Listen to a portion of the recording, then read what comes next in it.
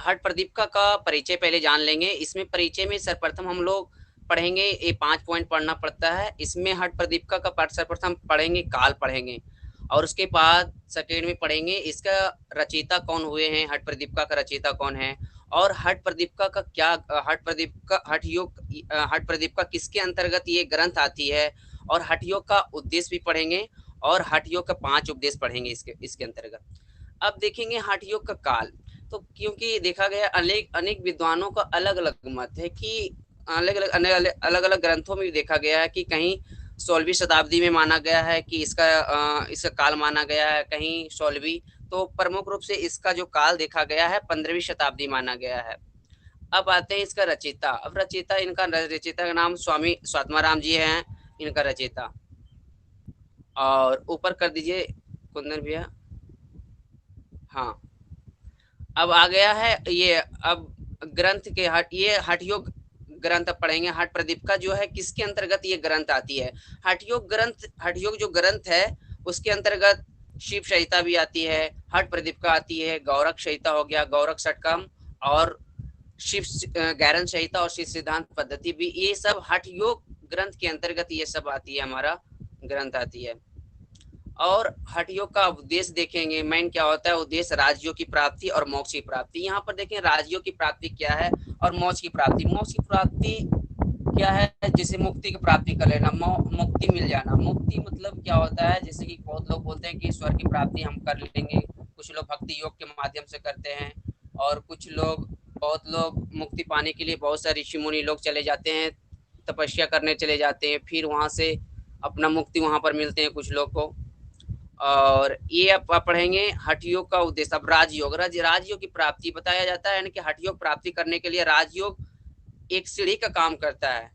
अगर हमको हठ योग प्राप्त करेंगे, पहले राजयोग को अच्छी तरह से जान लेंगे, और जो कि अष्टांग योग पर, ये राजयोग जो है अष्टांग योग पर पूरी आधारित ये ग्रंथ है हमारी राजयोग। अब हम पढ़ेंगे हठ योग का उपदेश पढ़ेंगे। उपदेश में पढ़ेंगे सर्वप्रथम, यहाँ पर उपदेश में आ गया है आसन आ गया है। आसन में क्या है? जैसे कि आसन होता है किसी भी, बताया महर्षि पतंजलि भी बताते हैं, स्थिर सुखम आसन, मतलब कोई भी आसन जो करते हैं हमको स्थिर पूर्वक करते हैं, मतलब किसी में मतलब कम से कम 15 से 30 सेकंड के बीच में किसी होल्ड करते रहेंगे आसन, तो वो आसन कहलाएगा। कोई भी आसन हो, शीर्षासन हो, कुछ भी धनुरासन हो, तो कम से कम रुकेंगे स्थिर पूर्वक। किसी प्रकार का स्ट्रेस नहीं होना चाहिए जब वो आसन करेंगे, तो किसी प्रकार तनाव नहीं होना चाहिए हमारे शरीर पर, क्योंकि कोई भी आवेश में आकर कोई भी आसन कर देते तो बहुत स्ट्रेस होता है, प्रॉब्लम होता है, तो लगता है कि हमारे शरीर में वही बहुत प्रकार के व्याधियां होना शुरू हो जाती है, आना शुरू हो जाती है। और आसन हो गया। अब यहाँ पर पढ़ेंगे, हाँ, अब 5 आसन हो गया। फिर प्राणायाम के बारे में ये दूसरे उपदेश में पढ़ेंगे, फिर मुद्रा, फिर नादा सुंदर, फिर योगी चिकित्सा के बारे में आगे पढ़ेंगे। अब यहाँ प्रथम उपदेश में क्या क्या है? आसन अभी हम बता दिए आपने। और योग मार्ग में बाधक तत्व है। क्या होता है ना, हम योग मार्ग में जब भी आगे बढ़ते हैं तो बहुत प्रकार की भ्रांतियां होती है, बहुत लोग हमको आगे बढ़ने नहीं भी देते, वो बाधक तत्व के अंतर्गत आता है। बाधक तत्व में स्वामी स्वात्माराम जी बोलते हैं कि क्या क्या बाधक तत्व हो सकता है, और वो बताएं। जैसे कि अधिक बोलना, अधिक बोलना कहने का तात्पर्य है कि मतलब कि अब मतलब आवश्यकता से अधिक बोलना, जहाँ बोलना चाहिए वहां नहीं बोलना चाहिए, नहीं बोल रहे हैं, और जहाँ नहीं बोलना चाहिए वहां बोलते हैं, अनावश्यकता बातें बोलते रहते हैं। तो स्वामी स्वात्मा जी आते बोलते हैं, स्वामी स्वात्मा राम जी बोलते हैं, ऐसे व्यक्ति जो जो जहाँ बात बोलना चाहिए वहां नहीं बोलते हैं, अनावश्यक बात बोलते रहते हैं, और उससे व्यक्ति को सिद्धियां नहीं मिल पाती है। और दूसरा है अधिक श्रम। अधिक श्रम मतलब क्या होता है कि मतलब अत्यधिक, हम अपने शरीर से या मन से अत्यधिक श्रम कर देते हैं, तो अत्यधिक श्रम करते हैं तो हमारे शरीर में अनेक प्रकार का पीड़ा होती है, अनेक व्याधियां हो जाती है, थकावट आती है, निंद्रा तंद्रा का जैसी समस्याओं का सामना करना पड़ता है हम लोगों को। तो हम लोग का प्रयास करेंगे, तो ये इसलिए स्वामी स्वात्माराम जी कहें कि अधिक, जब जो व्यक्ति साधक अधिक श्रम करते हैं वो भी बाधक तत्व के अंदर आता है, बाधक तत्व के अंतर्गत आता है। फिर बोलता है अधिक भोजन ग्रहण करना। अधिक भोजन ग्रहण करना मतलब क्या होता है? हम अपने स्वादों के लिए अत्यधिक भोजन करते हैं। जैसे अभी मतलब जितना अभी रेडीमेड खाना बहुत खाना पसंद करते हैं, जैसे मार्केट में जाते हैं तो अपना देखते हैं, मेरा आंख देखते हैं कि कोई कहीं मिलता है कुछ ऐसा स्वाद, गोलगप्पा मिलता है, तो मेरा आंख जिसे इंद्रियों पर कंट्रोल नहीं कर पाते हैं तो हम वो खाना शुरू कर देते हैं। तो मतलब अत्यधिक खा लेते हैं, और तो मेरा क्या होता है, पेट में बहुत कब्जियत हो जाती है, अनेक प्रकार का व्याधियां फिर होना शुरू हो जाती है। तो हम लोग को ये ध्यान रखना होगा कि खाना जो नियमानुकूल है वही खाना चाहिए। और अगर जो खाना रेडीमेड जो खाना खाते रहेंगे तो वो लोग हम खाएंगे तो हमारे शरीर में बहुत प्रकार का अनेक प्रकार व्याधियां होंगी, जो कि योग मार्ग में सफल नहीं होंगी, सिद्धि प्राप्त नहीं हो सकती है। और तीसरा है नियम पालन में आग्रह करवाना। नियम पालन में आग्रह करवाना कहने का मतलब, नियम पालन में आग्रह मतलब योग मार्ग में जब आगे बढ़ेंगे तो उसमें बहुत सा नियम पालन में आग्रह आग्रह करवाना होता है बार बार की। अभी भी देखते हैं ना, बहुत जब योगी कहीं कहीं फील्ड में करवाते हैं, योग करवाते हैं, तो बहुत लोग कहते हैं कर लो, फ्री में भी करवाते हैं, तब पर भी करना नहीं चाहते, नियम पालन में आग्रह करवाते हैं। या हम ये भी मान सकते हैं, गुरु के द्वारा जो वचन दिया जाता है उनको नियम को पालन भी करेंगे, नहीं कर पाते हैं, तो बार बार हम वो गुरु कहेंगे, सोचेंगे कि बार बार नियम पालन में आग्रह कराता है, ऐसे भी व्यक्ति को योग मार्ग में बाधक तत्व माना गया है। अब बोल रहा है अगला, अधिक लोक संपर्क को भी स्वामी स्वात्माराम जी ने बाधक तत्व माने। मतलब क्या होता है, संपर्क हम कर लेंगे, बहुत लोग अधिक लोग संपर्क से रहेंगे तो हम लोग का बहुत डिस्टर्ब होगा।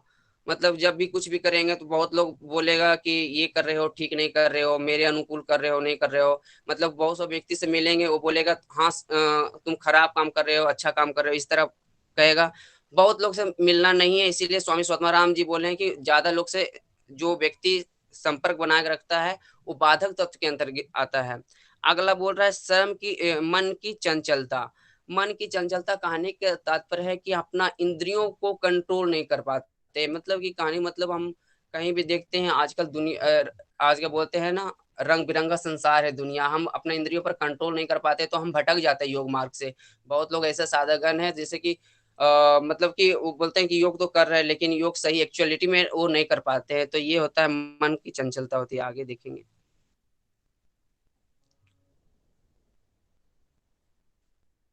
हाँ कुंदन जी आगे। और उसको एक और नीचे कर दिए कुंदन जी। हाँ, उत्साह है। और नीचे कुंदन जी, बाधक तत्व के अंतर्गत क्या क्या लिखा हुआ है देख लेते हैं। और नीचे बाधक तत्व कुंदन जी, हाँ। हाँ देखिए क्या यहाँ लिखा हुआ है, जो जो व्यक्ति अत्यधिक बोलता है, अत्यधिक मतलब जो व्यक्ति अत्यधिक बोलता है और हर हर समय बोलते रहता है, वह जहाँ बोलना चाहे वहां नहीं बोलता है, और जहाँ नहीं बोलना चाहे अनावश्यक बातें करता है, तो ऐसे व्यक्ति की क्या होता है, सिद्धि नहीं मिलती, सिद्धि नहीं प्राप्त होती है। स्वामी स्वात्माराम जी कहते हैं। जिसे अधिक श्रम, यहाँ भी लिखा हुआ है कि यदि आप शरीर से और मन से अत्यधिक श्रम करते हैं तो आपको आलस, निंद्रा, प्रमाद, ऐसे आदि प्रकार का व्याधियों का सामना करना पड़ता है। तो ऐसे व्यक्ति क्या होता है, योग मार्ग में वो सफल नहीं होता है, वो बाधक तत्व के अंतर्गत आता है। फिर बोल रहा है, या तीसरा गा में आता है, तीसरा पॉइंट में, अधिक भोजन ग्रहण करना।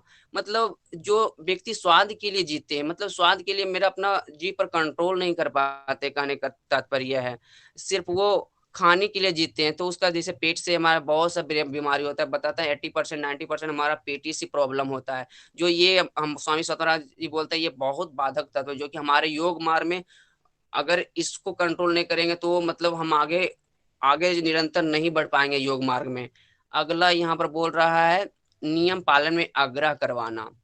जो व्यक्ति अत्यधिक नियम पालन में आग्रह करवाते हैं वो योग मार्ग में अग्रसर नहीं करते। ये पॉइंट तो हो गया, आगे कर दिए नीरज भैया। हाँ, आगे बोल रहा है मन की चंचलता बोल रहा है, चले चले बातम चले चित्तम निश्चले निश्चले भवेत, योगी स्थानायो मांग नेति वतो वायु निरोध्यत। अर्थात जब चलता है तो मन चलता है, जिसका मन चलेगा तो वो व्यक्ति शांत नहीं रहता। ये कहानी का तात्पर्य है कि हमारा इंद्रियां जो है, मतलब अपने आप में इंद्रियों को कंट्रोल नहीं कर पाते हैं, मतलब अनेक सांसारिक वस्तुओं में लग जाते हैं, जहाँ पे देखते हैं जो अपना जो मेन टारगेट होता है वहां नहीं जाते हैं, और अनेक मतलब संसारिक वस्तुओं में लगा रहना, इंद्रियों पर कंट्रोल नहीं कर पाते हैं। इसका मतलब यही हुआ। अब आते हैं योग मार्ग में साधक तत्व हो गया, अब बाधक तत्व को भी बताया गया। योग मार्ग में बाधक तत्व पढ़ चुके हैं। अब बाधक तत्व में क्या क्या है। साधक तत्व में सर्वप्रथम आता है उत्साह आता है। किसी भी कार्य को करने के लिए सर्वप्रथम उत्साह होना चाहिए। अगर किसी कार्य को हम करेंगे, सही रूप से उत्साह होगा तो उस कार्य को हम भली-भाँति से सहजता पूर्वक कर लेंगे। तो वो मेरा ये स्वामी स्वात्मारायण जी बोलते हैं, वो ऐसे व्यक्ति साधक ऐसे व्यक्ति योग मार्ग में जल्द सफल होते हैं। और फिर दूसरा बोलते हैं साहस। साहस क्या होता है? हाँ, ऊपर ही रहने दीजिए। हाँ, ठीक है, वही ठीक था कुणाल। हुँ। दूसरा है साहस। साहस क्या होता है ना, कभी भी कोई किसी कार्य करते हैं तो कुछ अगर डांट देते हैं तो उस स्थिति में हमको भी साहस करके उस कार्य को पूरी तरह से संपन्न करना होगा, क्योंकि इस व्यक्ति को साहस भी होना बहुत जरूरी है, योग मार्ग में बताया जाता है। तीसरा है धैर्य। हम छोटी छोटी बातों में धैर्य नहीं रख पाते, छोटी छोटी बातों आता है तो हम लोग गुस्सा कर लेते हैं। अभी अभी अधिक आधुनिक समय में देखते हैं कि सभी लोग व्यक्ति में भी छोटा भी बात बोल दिए तुरंत लड़ाई, तो हम लोग कितना लोग से लड़ सकते हैं। तो इसीलिए हम लोग का धैर्य बहुत रखना जरूरी है योग मार्ग में। इसीलिए स्वामी स्वतमाराम जी बोलते हैं, योग योग जन जितने भी योग साधक गण है उन्हें कम से कम धैर्य रखना पड़ेगा, चाहिए सभी लोग को। फिर बोल रहा है अथार्थ ज्ञान। जो सही ज्ञान है उसको ज्ञान को अर्जित करना दिन प्रतिदिन, वही मेरा अथार्थ ज्ञान होता है। फिर संकल्प होता है, किसी भी संकल्प, अगला पॉइंट है संकल्प। किसी भी कार्य करने के लिए हमको संकल्प होना चाहिए, वो संकल्पित होकर संकल्पित शील होकर उस कार्य को पूरी तरह से तन मन रूप से उस कार्य को पूरा करना ही संकल्प है, जो कि बाधक साधक तत्व के अंतर्गत आता है। फिर अगला बोल रहा है लोक संग की परित्याग। अब लोक संग के परित्याग का नहीं मतलब लोक अर्थ मतलब सभी लोग जितने भी हम लोग के दोस्ती साथी लोग हैं, लोग संग की परित्याग करना है। ज्यादा लोग को हमको नहीं रखना है। जो मतलब जो बहुत नजदीक लोग हैं, जो अच्छे लोग हैं, जो आस्तिक दर्शनों को फॉलो करता है, जो अच्छे व्यक्ति लोग हैं, जो हमारे हर कार्य में बाधित नहीं डालता हो, जो अच्छे काम हम कर रहे हैं उसमें बाधा नहीं डालता हो, तो उन लोगों को साथ में रखना है। लोक संघ की जो मतलब जो व्यक्ति लोक संघ के परित्याग मतलब कि है ज्यादा लोग से संपर्क नहीं रखना, इसका नहीं मतलब। आगे बढ़ा दीजिए। हाँ, क्या है, हाँ यहाँ पर ऊपर में दिया है उत्साह। उत्साह और नीचे थोड़ा कुणाल कुंदन भैया। हम्म क्या है यहाँ पर बोल रहा है उत्साह। हाँ, उत्साह बोल रहा है उत्साह जिस व्यक्तियों में होता है वह अपना उद्देश्य को आसानी से प्राप्त कर सकता है या प्राप्त कर लेता है। इसलिए स्वामी स्वतमाराम जी कहते हैं कि उत्साह भी सभी साधक में होना अति आवश्यक है। व्यक्ति को अगर उत्साह होगा तो किसी काम को भी आसानी पूर्वक कर लेगा। कहने का मतलब ये है कि हम किसी भी कार्य कर रहे हैं उत्साहित होकर करेंगे। अगर मतलब अगर हम योगी है तो कोई भी अगर आसन भी कर रहे हैं तो मतलब रहेगा, लग रहा है मतलब उत्साहित होना बहुत जरूरी है। मतलब अगर रहेंगे, बहुत लोग रहेंगे, साधक गण रहेंगे वहां पर करेंगे, तो हम ही में देखेंगे कि ये साधक जो योग करवा रहे हैं वो मतलब शांति जैसा है, शांति जैसे रहते हैं, उत्साहित नहीं है, तो मतलब योग का प्रभाव इनसे नहीं हुआ है। तो वो लोग क्या होगा, छोड़कर चले जाएंगे। तो मतलब योग सही से जो शिविर करेंगे, चाहे जहाँ जहाँ भी सिखाएंगे, हम सक्सेसफुल नहीं हो पाएंगे। तो हमको हमें उत्साह होना, एक साधक में उत्साह होना बहुत जरूरी है। दूसरा है साहस। बोलता है कई बार विपरीत परिस्थितियों का सामना करना पड़ता है। विपरीत परिस्थितियों मतलब कि योग मार्ग में हम बढ़ रहे हैं तो साहस भी रखना पड़ेगा। मतलब कोई भी दो बात बोल दिया तुरंत ही उसको एक्सेप्ट नहीं कर लेंगे, उसको साहस रखकर हर काम को पूरी तरह संपन्न करेंगे। और हम जिस कार्य को कर रहे हैं वह वह पूरी नहीं होता है, तो ऐसी परिस्थितियों में हम साहस होना अति आवश्यक है। वही कहने मतलब साहस। हम कार्य कर रहे हैं लेकिन वो साहस तो करना पड़ेगा। कोई भी मतलब कोई व्यक्ति हमको कहने मतलब अब करवा रहे हैं कुछ भी कार्य, तो हमको तो साहस रखना पड़ेगा ही। और अगला क्वेश्चन है धैर्य। वही धैर्य है, जैसे पैसेंस रखना बहुत जरूरी होता है। आज के परिवेश में हमारे अंदर धैर्य नहीं रहता है। सही बात है, हम लोग में देखते हैं ना धैर्य नहीं। अभी कोई भी व्यक्ति सिंपल सा साधारण व्यक्ति मेरे पास आ जाएगा और थोड़ा भी कुछ भी बोल देगा मेरे बारे मेरे खिलाफ में, तो हम भी बोलना शुरू करेंगे। तो हमको यहाँ ध्यान रखना है कि हमें नहीं बोलना है, हमको संयम रखना है। क्योंकि अगर हम बोल देंगे, अगर हम उसका रिप्लाई हम भी कड़वा कटु शब्द बोल देंगे, तो मेरे और उसमें अंतर क्या है? योग जब हम योग मार्ग में बढ़ रहे हैं तो उसमें और मेरे में अंतर क्या है? तो कम से कम उसको हम संयम रखना बहुत जरूरी है। इसी को बोलते हैं धैर्य है। और इससे क्या होता है, जो व्यक्ति छोटी छोटी बातों में गुस्सा क्रोध हो जाते हैं और रूठ जाते हैं और मन में राग द्वेष उत्पन्न हो जाता है, क्या होता है धैर्य मतलब क्या होता है, किसी व्यक्ति से लड़ाई करते हैं तो हमारे मन में क्या होता है, मतलब बीपी तुरंत बढ़ जाता है तो अनेक प्रकार का हमारे व्याधियां आना शुरू हो जाती है। अगला बोलता है अथार्थ ज्ञान। अथार्थ ज्ञान में क्या है, जो ज्ञान सही है उसका ज्ञान होना, यही यथार्थ ज्ञान है। यानी हम क्या, आस्तिक दर्शन हो गया, मतलब जितना भी वैदिक ज्ञान है, वेद का जो ज्ञान है, वो लोग ज्ञान, ये सब यथार्थ ज्ञान के अंतर्गत आता है। यानी सत्य को सत्य मानना, यानी जो सही है उसी को सही मानना। और यहाँ बोल रहा है विपर्य ज्ञान, यानी विपर्य क्या है, सत्य को असत्य मानना और सत्य असत्य को सत्य मानना। ये अभ्यास दिया था एग्जाम्पल में। अगला है ये फिर बोल रहा है आत्मा अमर है और हमारा शरीर नासवर है। बोल रहा है कि हाँ, हमारा शरीर क्या है, ये नासवर है, आज आज है, एक दिन खत्म हो जाएगा। और जो आत्मा है वो आत्मा अमर है। आत्मा क्या होता है, एक जगह से दूसरे जगह रूपांतरण हो सकता है, लेकिन उसका कभी मृत्यु नहीं हो सकती है। अगला बोल रहा है संकल्प। संकल्प का अर्थ क्या होता है, संकल्प कई विकल्प नहीं हो, संकल्प कोई विकल्प नहीं होता। जो व्यक्ति संकल्पशील होते हैं वो मोक्ष प्राप्ति कर लेता है। मोक्ष की प्राप्ति यहाँ बार बार आता है। मोक्ष की प्राप्ति क्या होता है, कहने मतलब हम अपने सरल शब्दों में बताने का प्रयास करता हूँ। ये मुक्ति प्राप्ति कर लेना। बहुत लोग व्यक्ति क्या होता है ना, भक्ति कर बहुत लोग, माता बहन लोग क्या करती है, भक्ति भक्ति करके वो क्या करती है, भक्ति मार्ग को अपना करके वो मोक्ष की प्राप्ति करते हैं कुछ लोग। और कुछ लोग क्या करते हैं, ऋषि मुनि बताए थे हम कि जो ऋषि मुनि क्या करते हैं, अपना घर संसारिक जगह को छोड़ करके वो चले जाते हैं, जंगलों में चले जाते हैं। जंगलों से फिर आने के बाद वो समाज में रहते हुए भी समाज की कृतियों को दूर नहीं करेंगे तो उनको मुक्ति नहीं मिलेगा। जो सदग्रस्त में रहते हुए भी व्यक्ति समाज में वो कृतियों को दूर करेगा तो उस व्यक्ति को भी हमको मुक्ति मिल जाएगा, यानी मोक्ष की प्राप्ति हो जाएगा। उसी को केवल की अवस्था हम भी बोल सकते हैं। अगला क्वेश्चन, अगला क्या है, लोक संघ के परित्याग। मतलब लोक संघ के परित्याग, ज्यादा लोग से हमको मिलना नहीं है, लोक संघ का कम से कम लोगों से ही मिलना है जिससे हमें फायदा हो। हमारे किसी भी का योग मार्ग में जब बढ़ रहे हैं वो बाधित ना करे, तो हम उसी उन्हीं लोगों से हम संपर्क बनाएंगे। अगला बोल रहा है आसन। बोल रहा है आसने रुजु हंति प्राणायाम पाद कर्मा। मतलब क्या है, आसन हमारा क्या कहता है, रोगों को हरता है। हम अगर किसी भी आसन को सही पूर्वक करेंगे, सही विधि पूर्वक सावधानी रखेंगे, समय का अनुकूल रखेंगे, किस समय करना है नहीं करना है, तो हमें आसन क्या करता है, हमारे रोगों को हरता है। मतलब रोग हमारे शरीर में नहीं रहेगा, अर्थात हम निरोग रहेंगे। तो इसका बोल रहा है आर्थ आर्थ मतलब हमारा आसन क्या होता है, हमारे शरीर के क्या करता है, मजबूती प्रदान करता है। और हमारे क्या होता है, शरीर में अनेक प्रकार की, प्रतिदिन अगर हम दिनचर्या में आसन को शामिल करेंगे तो हमें किसी प्रकार का रोग नहीं होगा। आगे कुंदन भैया। हम्म आसन में यहाँ पर आता है 15। हठ योग में क्या होता है, 15 आसन का वर्णन मिलता है। हठ योग का पहला अंग स्वामी स्वामी स्वात्माराम जी के अनुसार आसन सामूहिक लाभ, मानसिक शारीरिक स्थिरता होती है, आरोग्यता आती है, शरीर में हल्कापन का अनुभव होता है। क्या होता है, मतलब हम आसन निरंतर नित्य प्रतिदिन करेंगे। हठ योग का वही सिद्ध का लक्षण है, हठ प्रदीप का सिद्धि का लक्षण कि वो शरीर का हल्का बना लेता है। मतलब कोई भी मतलब एक्टिव रहेंगे, फुर्तीली रहेंगे, और हम आरोग्यता मतलब रोग नहीं होगा, और मानसिक तथा शारीरिक रूप से स्थिरता बना लेंगे। हर किसी कार्य को हम सही सहजता पूर्वक हम कर लेंगे। अब आते हैं आसन की कुल संख्या 15 है। यहाँ पर स्वामी स्वात्माराम जी ने हठ प्रदीपिका में इसमें 15 आसन का वर्णन किया। पहला है स्वास्तिक आसन।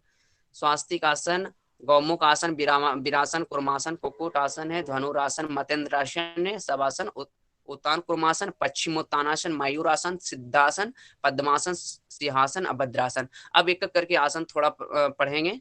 पहला क्या है, स्वास्तिक आसन।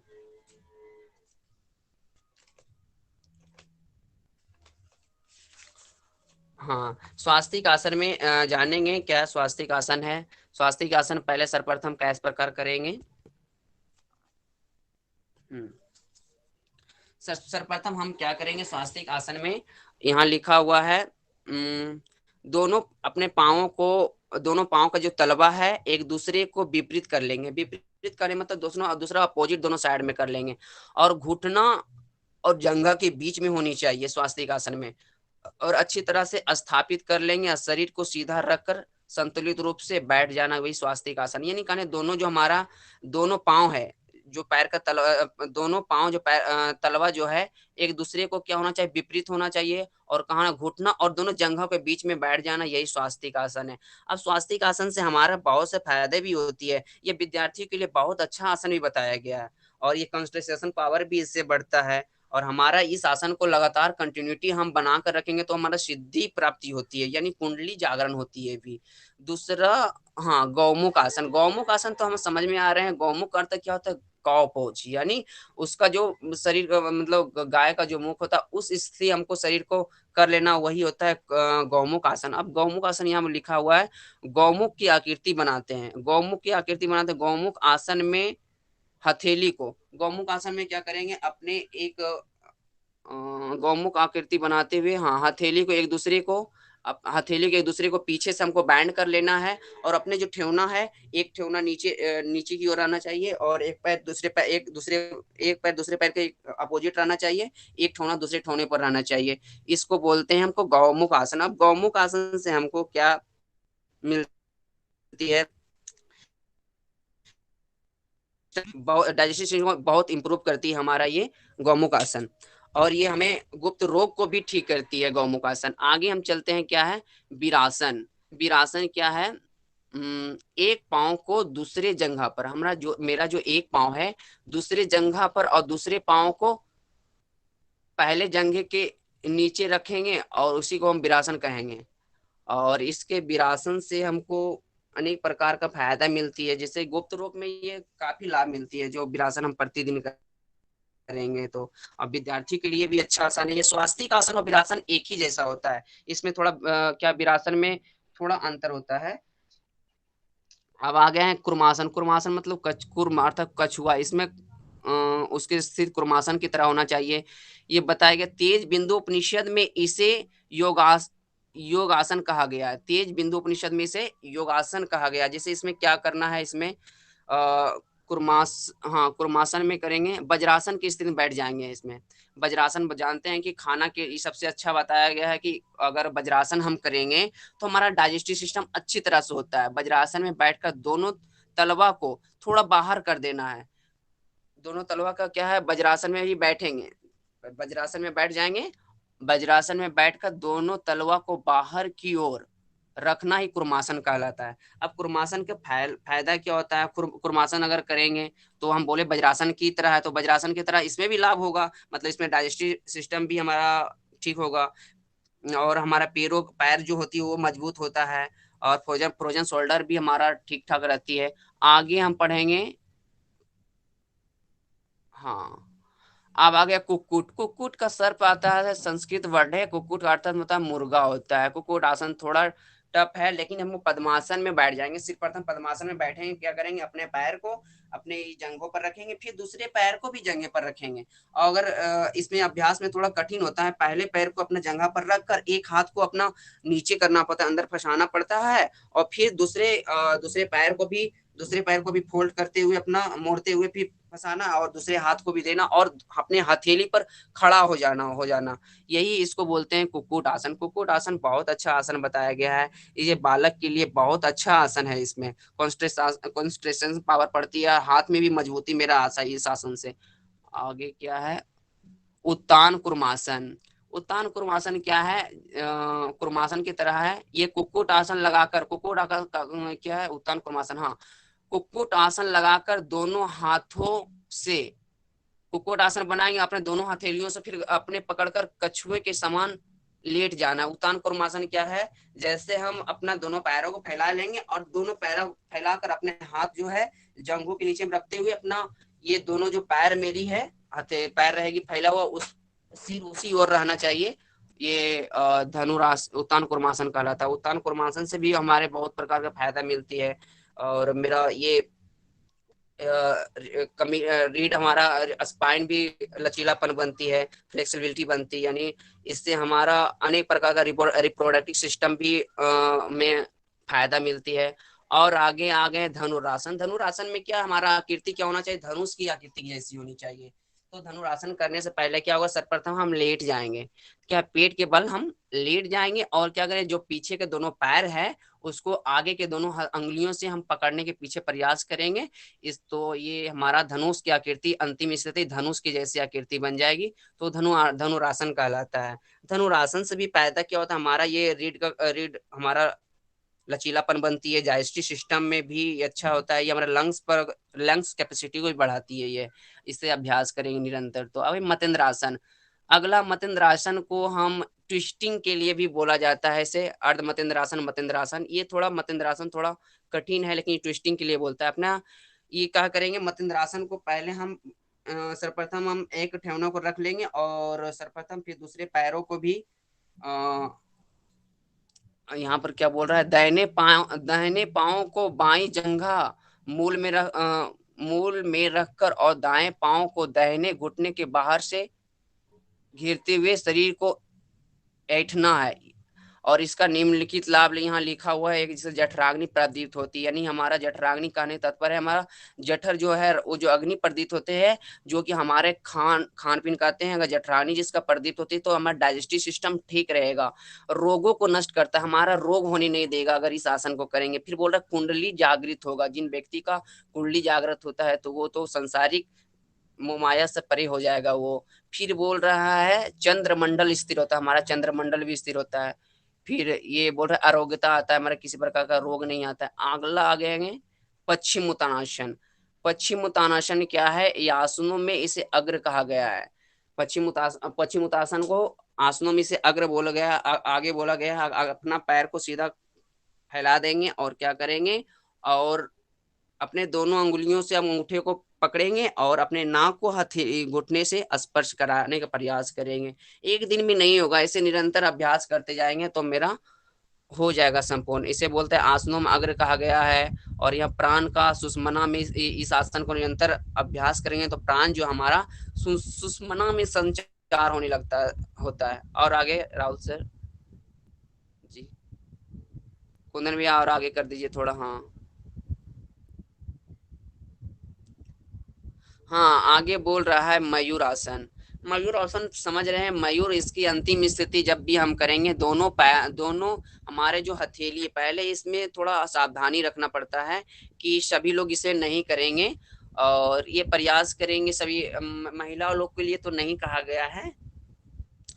और इसे लड़की लोग कर सकते हैं। और मयूर आसन में क्या है, सावधानी रखना है, इसमें अभ्यास थोड़ा बहुत समय करने के बाद ही हो पाता है, निरंतर अभ्यास रहेगा। तो इसको बोल रहे हैं दोनों केहनी को नाभि की आसपास रख करके इसको पूरी तरह शरीर को हवा में उठाना होगा, अपना शरीर को पूरी तरह से उठाना होगा, तो ये मयूर आसन होता है। अंतिम स्थिति मयूर की जैसी होनी चाहिए। और इसमें तो बताया जाता है हमारा पथरी हो ही नहीं सकता है अगर इसमें निरंतर अभ्यास करेंगे तो। ये समस्त रोगों, जितने भी रोग होते हैं हमारे शरीर में, समस्त रोगों को नाश करता है मयूरासन करने से। और अगला बोल रहा है अगला बोल रहा है अधिक तथा कुपथ भोजन को भी पचाता है। अब अधिक भोजन, अधिक ही अर्थ है कुपथ भोजन, मतलब जो हम कोई भी रेडीमेड शाम भोजन ग्रहण कर लेते हैं वो भी करते हैं, अगर निरंतर ये मयूर आसन करते हैं तो हमारा अच्छी तरह भली भांति से पच जाता है। अब आते हैं शवासन। शवासन बताया जाता है कि कोई भी आसन करने के बाद समासन करना। शवासन के अर्थ मतलब कि मृत सैया, जैसे मृत सैया पर जैसे लेटा हुआ होता है, मृत जैसा हम लेट जाएंगे। और इस आसन में क्या होता है, कोई भी आसन किए शवासन बहुत करना, अपना शरीर को देख लेंगे हमारा क्षमता क्या है। अगर आसन में ज्यादा मतलब खिंचाव तनाव हो रहा हमारे शरीर में तो हमको शवासन करना बहुत जरूरी होता है। शवासन क्या है, भूमि पर सब की तरह लेट जाना ही शवासन है।